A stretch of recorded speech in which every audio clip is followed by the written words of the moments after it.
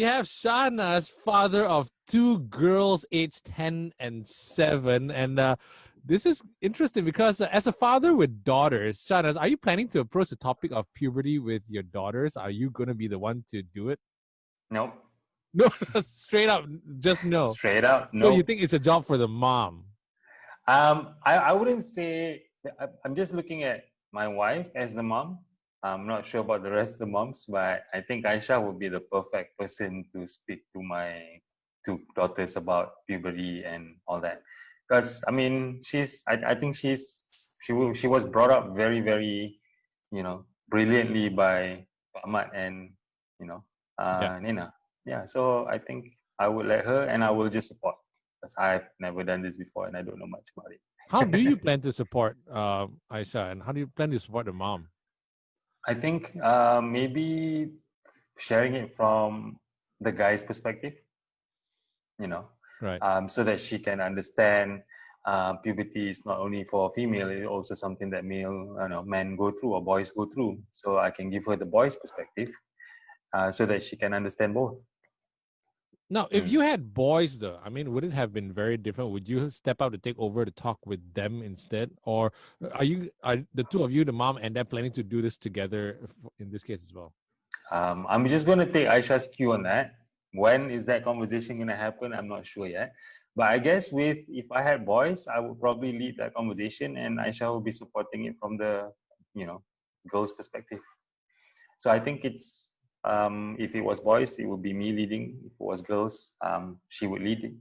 Why do you think that should be, though? I mean, father speaking. So, cause from an emotional point of view and also from a physical point of view, you think that it would be more like you can relate better?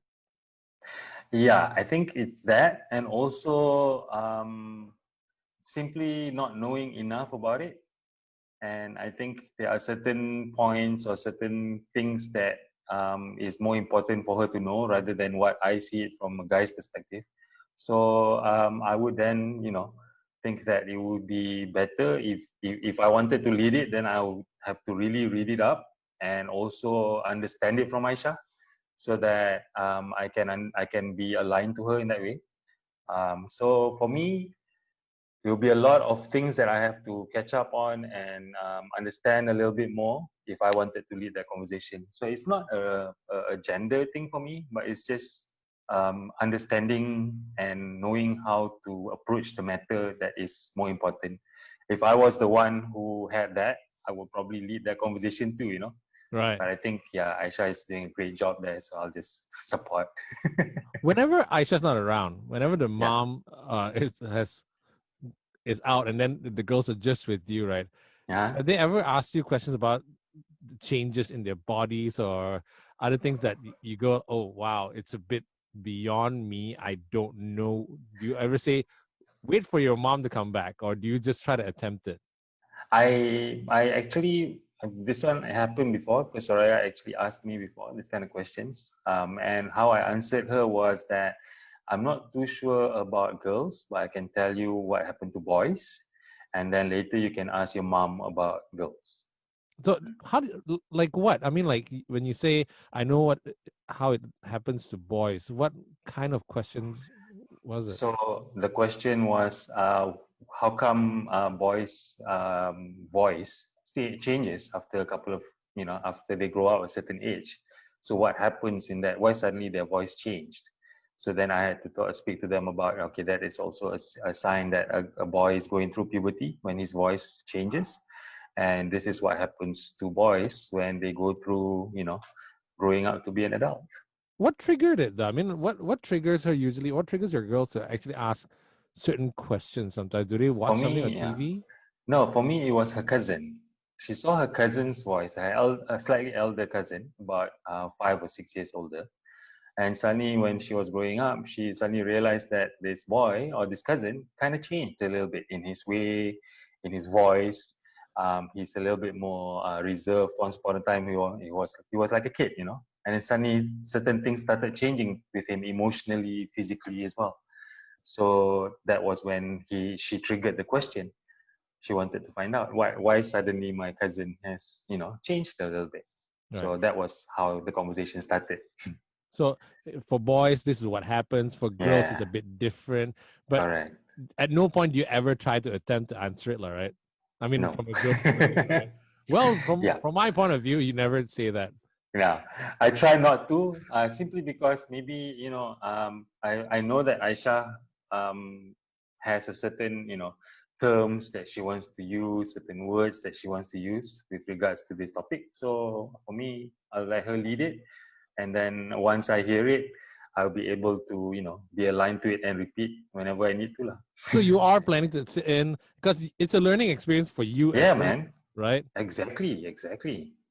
I Because I think I, mean, I want to. I'm kind of excited about it, but at the same time, be a support. Don't, right. don't don't come in and suddenly take over You're because I really excited don't about know. it because a lot of parents are Yeah. slightly what without they don't know what to expect, so they're very Mm, fearful of it in some cases. But mm. you're excited. Yeah, because I think one of the best times of a person's life is teenage life. You know, so emotionally, physically, a lot of things are going to be going through. Suddenly life becomes a little bit tougher and a little bit more weird in so many different ways. So I'm kind of excited for her to go through that experience. So yeah, I am. I do get some of my friends who try and avoid the conversation as much as possible. So I can understand that it's not for everyone. Right. Maybe I get excited over the little things. No, no, but I mean it's a rite of passage for both the kids and also for Exactly, the parents, right? exactly. But there's this girl I know who actually showered with her dad until she Mm, was almost like 12 years old. And mm. what do you think of stuff like that? Do you think it's a good idea? I am. I'm not that kind of an open person lah. I Right, think yeah. there are I certain think things that I don't I wouldn't subscribe to, and one of them is that I think my the last time my kid was in the shower with me was when they were 3, I think. wow, Up to okay, that right. point, because I think maybe at a certain age they can visually remember things already. So I try to avoid that lah. But I definitely do see some parents who are very open and um, about this kind of stuff, but not me lah.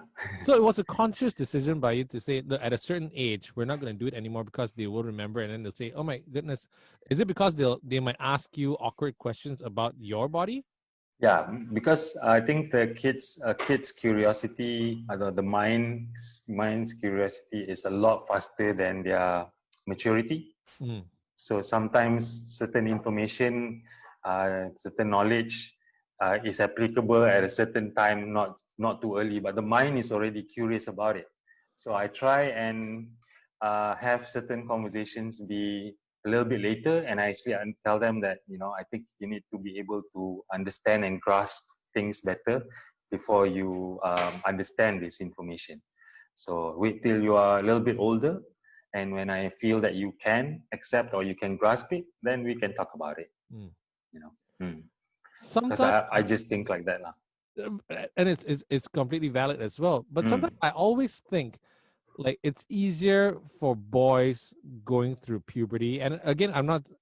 It's a horrible blanket statement, but I think mm, it's easier for boys to go through puberty than it is for girls because sometimes it can be slightly traumatic in some yeah, cases when the mom's not around for whatever reason and it happens mm, the mm, first time mm. it happens. Yeah, yeah. And then how if it does happen to you, how would you handle that? Would you be the one to actually just go to get like sanitary pads and stuff?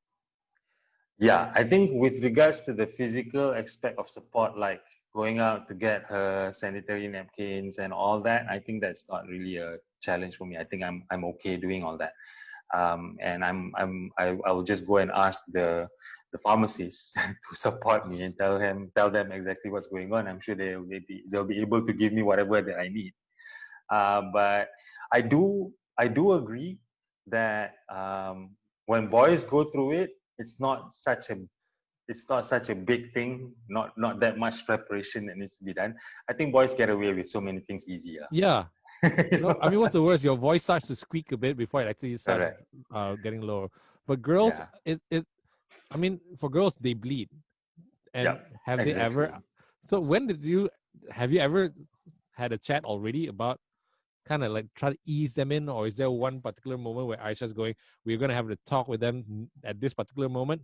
We're not even going to broach the subject now. I think Aisha has spoken to Soraya a couple of times about it.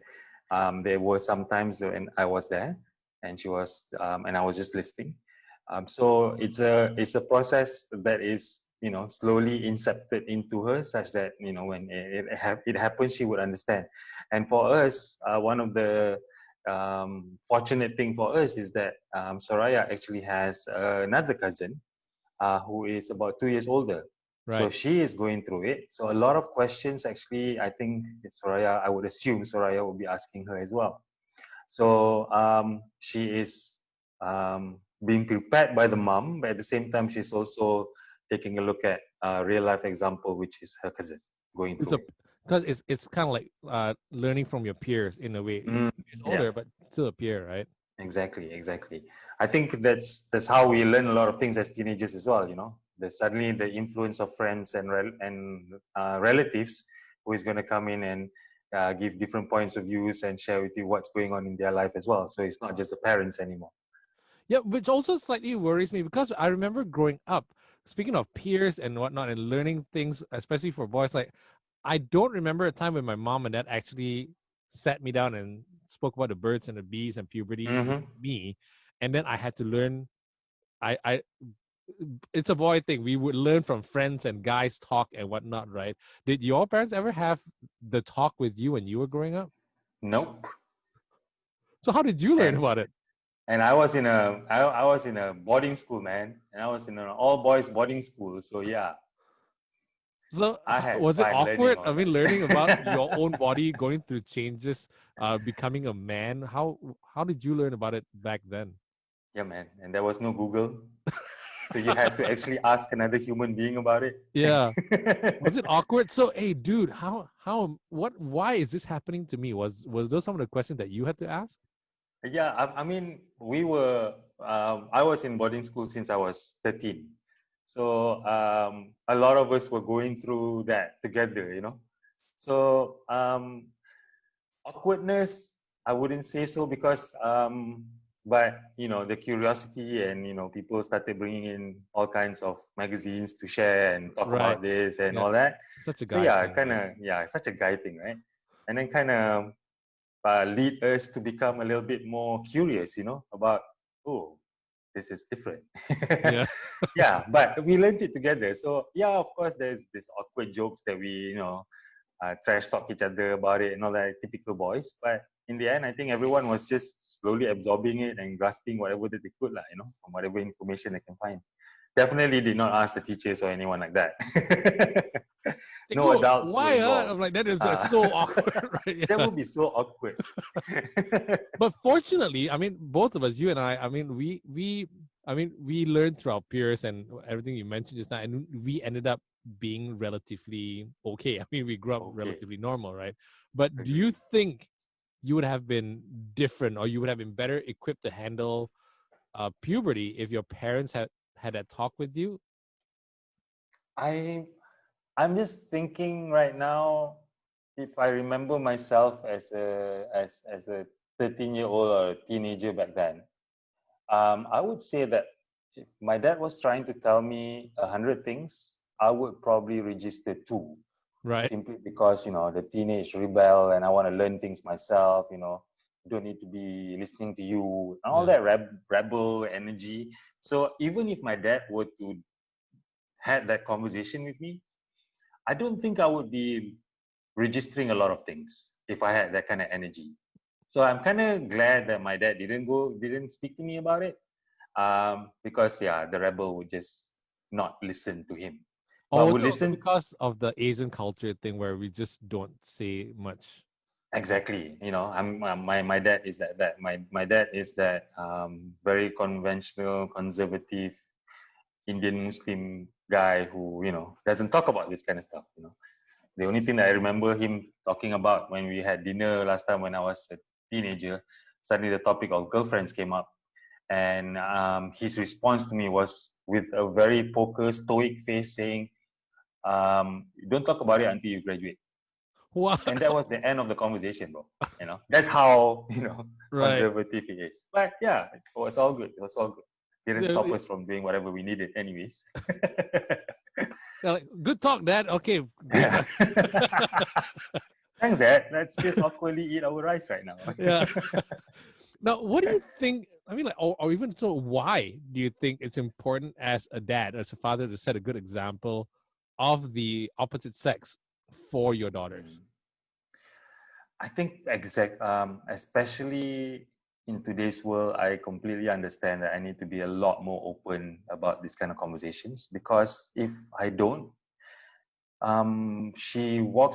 my daughters walk into their room with a phone and they're going to get all this information already. So I'm not too sure where they're getting this information from. Once upon a time, during our time, our circle was pretty small. You know what I mean? It was just friends, neighbors, and family. It's not that we are communicating with someone who is speaking about this in the US or anyone like that. But today, it's just a matter of seconds, her questions will be answered. But who answers them? That's where I'm a little bit more concerned. So I think, especially today's world, we need to be able to handle this kind of conversation before someone else does it. And the information is no longer aligned to our beliefs. You know what I mean? Yeah. Yeah. At least you get to So control the information that she's getting, right? exactly. I know I can't control it forever, but I think, like I said, maturity steps in a little bit later compared to curiosity. So we need to handle that curiosity first, such that when she's a little bit more mature, then she might be a little bit more open to all the different kinds of point of view out there. But in the beginning, maybe it's a baby step, Yeah.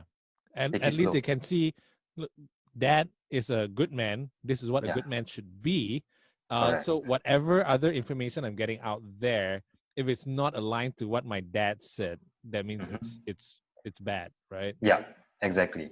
Now, I don't think dads can be very close-minded nowadays. I don't think so, because the more you control, the more challenging it becomes. Because then you are just trying to stifle the curiosity and the rebel energy in a teenager.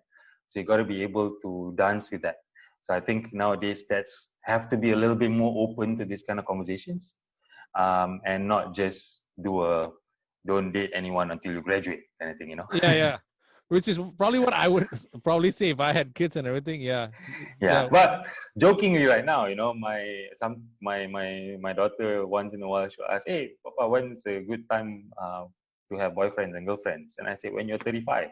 Right now, it's a joke. Yeah, but I know it will come. Yeah. Eventually it will happen, Yeah, right? it will happen, exactly. Now, Shahnaz, in your opinion, as a dad, I know early on you mentioned that the dad's role is to support. If you have daughters, your dad's role is to support the mom when it comes to talking about puberty, coming of age, the births and bees. In your opinion, though, what else is there? I mean, what's the most important role that a father plays or should play when it comes to daughters? Not just talking about it, but when it comes to daughters as they come of age. I always tell my daughter this, that you have a mom and a dad for a reason. The mom is your source of unconditional love. You are going to learn how to love someone unconditionally by taking a look at your mom. But what you're going to be learning from your dad is a little bit different, because your dad will add in the elements of logic and rationale into it, so that when you go fully unconditional love, there is a possibility that you might get hurt. So my job is to actually prepare her mind for that, so that she understands that unconditional love can exist, but at the same time, in this world, you need to use your mind as well to ensure that you try and avoid getting too much hurt in the process of loving. You know what I mean? Yeah. So yeah, that is my role that I remind her of a lot. My Prepping role them for is the real world. correct, because it can happen. Unconditional love can exist in the real world, But at the same time, being unconditional opens up to a lot of failures and hurt as well. So my job is to kind of prep her for that, because that is when it gets very draining and very emotionally unstable sometimes. Yeah. Hmm. Shahnaz? Lack of a better word. Yeah. do you personally have any advice for dads who are currently going through the same thing, where their kids are probably also in around 10 years old, and they are struggling with this? I'm like, oh my goodness, what am I gonna do? I don't know how to talk to my kids about this. What would be that piece of advice to them, for just the dads, when they eventually have to do that talk? I think one thing that I would love to do with my kids is to always be able to relate with them with what they like and what they love. Personally, for me, if they are into a certain game, or if they are into a certain series or movie, I want to be listening to it. I want to be watching it, and I want to be playing it with them, simply because I want to understand what they like. So I think for dads out there, if I could not really give my 2 cents worth, is to not resist so much of the things that they like by listening to another adult talk about it. So you got to listen to how they feel about it and see whether we can dance with it or not. And I think if that can happen, then friendship will happen between the father and the son, And I think that is also an important part in the relationship as well, to be a guardian, to be an advisor, and at the same time knowing that you can also be a friend. So I think I look forward to one day, whenever, whatever it is that Soraya is into, whatever games that she's into, whatever movies and songs that she's into, especially songs right now, Yeah. So it's because I cannot relate. Whatever that they're listening to, I'm like thinking, my God, who creates that kind of songs? It's a 2 minute song with 3 verses on it. What? Yeah. What? That's not a song, Yeah. Yeah, but my adulthood, my old man will say that lah. But then at the same time, I need to be able to understand why is it that she likes it so much. Yeah. So that would be my 2 cents advice for dads out there. Be Be a involved. friend lah. Yeah, Be a friend lah. Not be a guardian all the time. It's tiring for the son and for the father. Right. Yeah. Yeah. Shahnaz, thanks so much for this chat, and thanks for being so open about things. Marianne, good morning. Thank you so much for doing this and having a chat with us about a very uncomfortable subject for a lot of parents and kids, I suppose. I think it's still uncomfortable, even as a parent. Really? Serious? Yeah, pretty much. Because we found out that you just recently had the puberty talk with your son, who is about to turn 10. So what prompted you to have that conversation with him in the first place? To be honest, I noticed there were changes. There were changes in him, and he was getting more curious. And TV media doesn't help much, because there's always so many things that are portrayed. So he'll ask me questions. So every time he asks me questions, I'd go to my husband and I say, we need to have the talk. And he'd go, okay.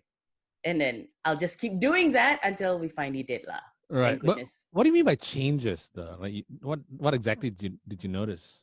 Okay, first was the fact that he was getting very curious. So he'll ask me questions about his body. He'll ask me questions about things he see on TV. And then I'll notice the little changes in his body as well as he grows up. Because as we reach puberty, we know that, things would grow like a song in our favorite TV show. It tells you your body rearranges. There'll be hair everywhere, that kind of a thing. So yeah, so I noticed.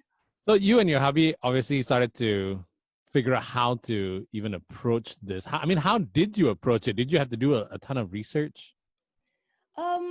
A little bit here and there, but the most important thing we wanted him to understand is that it's okay. It's completely normal. Everybody goes through it. So yeah. Now, when you say that to him, though, like when you first kick off the conversation with him, should he be the first one to ask, or should you just launch into it and say, hey, okay, let's just get into it. Let's just talk about the changes that you're experiencing, or should he just ask first? I think best is to wait for him to keep asking these questions. So that kind of gave us an excuse to actually sit him down and talk about it because he was curious. But it's not just one talk, right? I mean, the talk can be broken up into a series of ongoing talks until now, right? I think eventually it'll be a series of talks, but we've just had one talk. But in between, if he asks us questions, then we'll have to explain to him basically what's happening. So the first the talk was more an introduction. Yeah, you can say that because we tell him about his body, we tell him about what's going to happen, and the most important thing is to respect yourself and respect others because everyone's going to go through it, and eventually his classmates will have to go through it as well. And I think that's the most important point that we put forth, the fact that you need to respect other people. And if you see, we've all been 10-year-olds, right? You know that we're going to be making fun of people, and that's a really bad place to be in. So we told him that if ever you feel or you see a friend of yours going through this, it's okay to stand up for them, and it's okay to tell them, hey, you know what, it's normal, we'll all go through this. So But the respect was the most important part for us. But how did you know which topic to get into first? And usually, was there a flow chart that you followed that you found in some research that you did, on how to raise a child who's turning into a grown up? Not really, because I don't know. I guess based on how we raised him and how we talked to him, so I guess in our minds, we had like a mind map of, okay, this is our body. What we're going to tell him, okay, from your body, this is what happens. And then eventually we got to the birds and the bees and whatnot. So, Oh, you actually went through that extent as well, not just about the changes in him. yes, we did, but not like very insightful, like it's like touch base only to tell him, because eventually he has asked us how do babies come about and stuff like that, and we've always stuck to the fact that the stock will bring you, and right. yeah. Okay.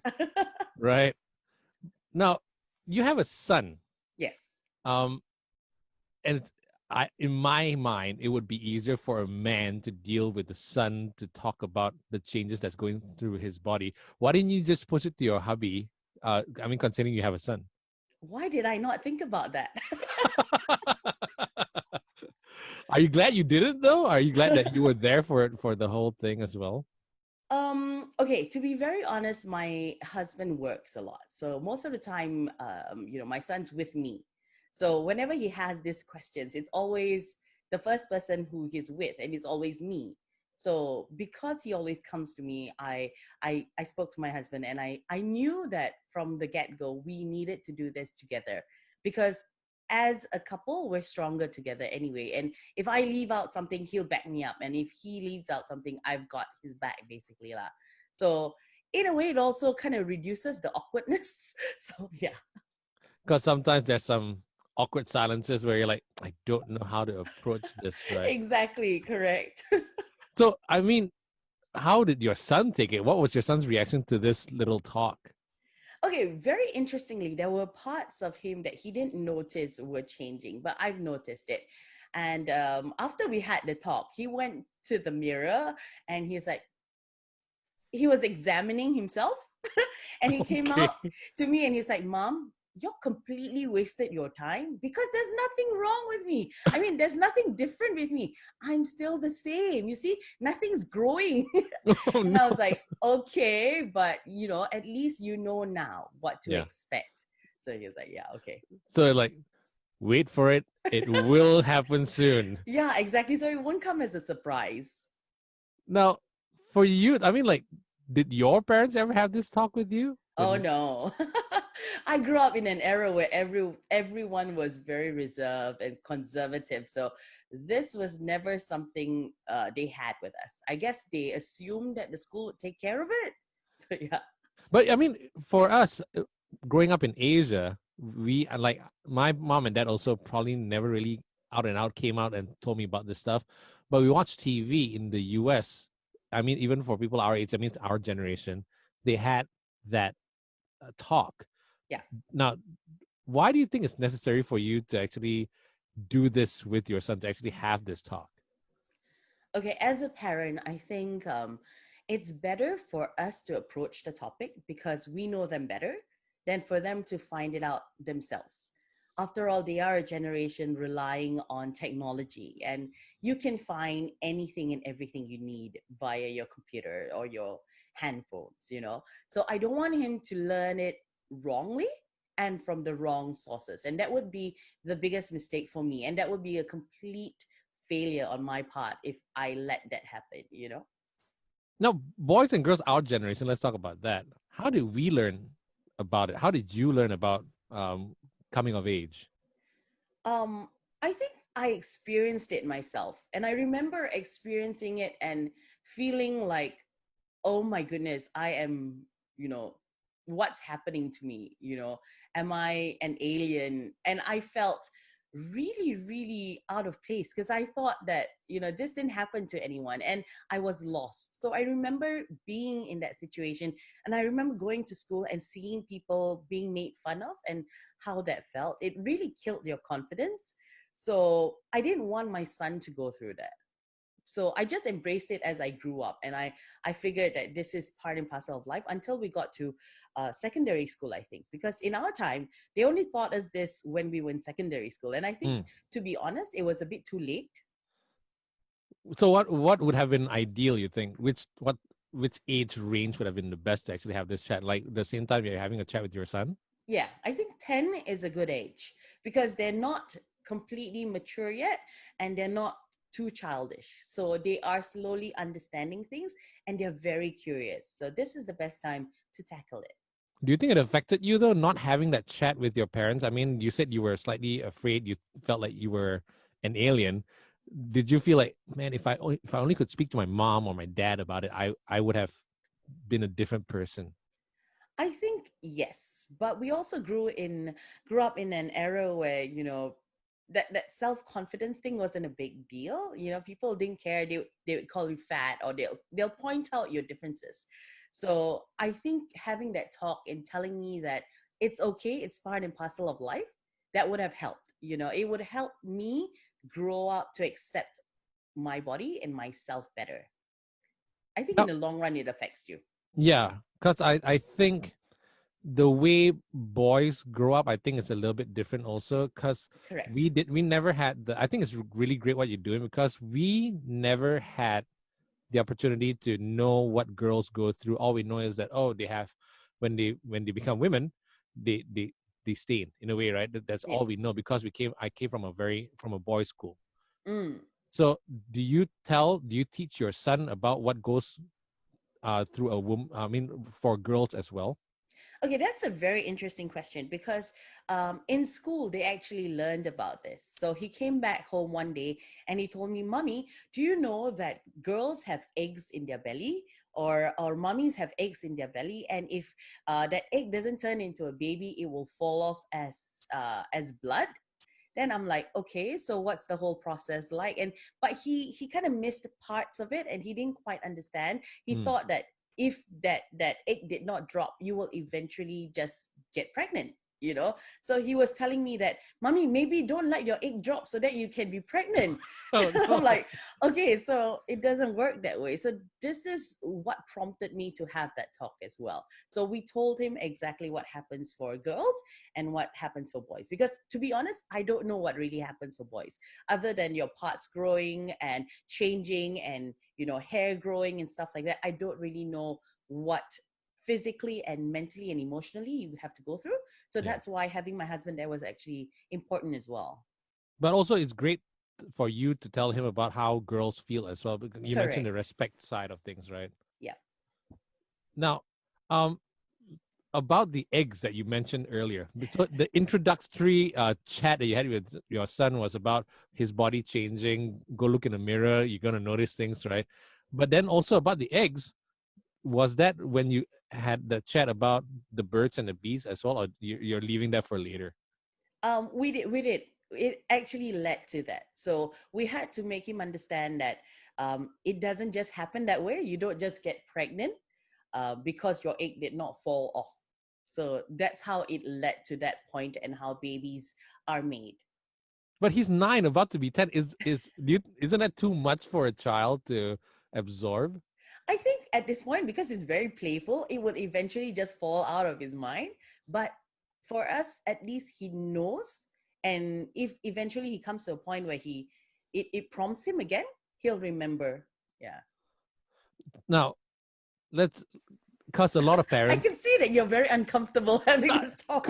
exactly, because I'm trying to reach this topic, just talking about puberty, has always been, and I grew up in a very different environment, right? Where anytime you mention about the talk, everybody would get very tense, parents included, and you actually said that. Now I don't have my own kids, and still, it's rather uncomfortable for me. So, Correct. from a parent of a child who's actually going through this right now, what advice would you give to parents who are still feeling that feeling uncomfortable speaking about puberty? I think mentally you need to be prepared. Um, Speak to your children. If they ask you questions, remember these questions, because these questions will always be in their mind. Because, like for my son, right, that egg part is always in his mind, and he keeps telling me. And that's why I knew that we needed to have this talk. Because if we did not, then like I said, he'll actually go out there, research it himself. So I didn't want that. But as parents, it's going to be uncomfortable, because I could see it in my husband's face, and I knew I was feeling uncomfortable Was as he well. feeling But comfortable as well? yes, because it's like, okay, how do we approach this? But how would he understand? And like I said, my son was very playful. So in a way, that kind of helped us, but that kind of got on his father's nerves as well, because he was just playing around. Right, right. But yeah, you got to be mentally prepared for this, and just, keep poker face, lah, basically. Answer their questions and be very honest with them. So They'll from now, appreciate it.